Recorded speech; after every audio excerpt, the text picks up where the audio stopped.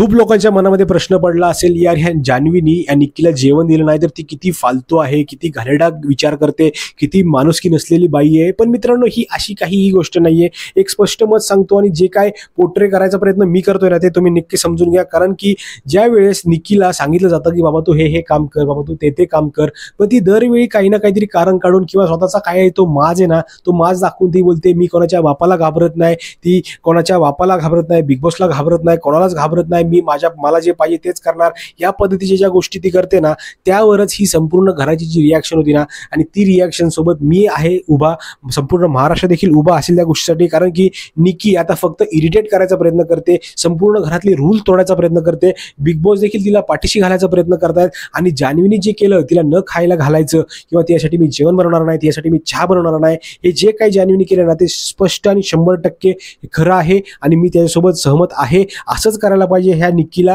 कारण की ज्या टायमाला निक्कीचं तोंड दाबू ना आपण, त्यावेळेस तिचं म्हणजे असं काहीतरी वेगळी प्रकारची गोष्ट करून तिला तोंड गप्प करण्यासाठी हे लोक घरातले प्रयत्न करतात. आणि जान्हवीने जे काय केलं ते 110% सत्य आणि खरं आणि एकदम 100% बरोबर आहे. मित्रांनो, तुमचं काय मत आहे? जान्हवीने बरोबर केलं की नाही केलं? नक्की मला कमेंट करून सांगा, कारण की तुमचं मत हे खूप जास्त महत्त्वाचं आहे. मित्रांनो, पुढच्या व्हिडिओमध्ये तोपर्यंत जय हिंद, जय महाराष्ट्र.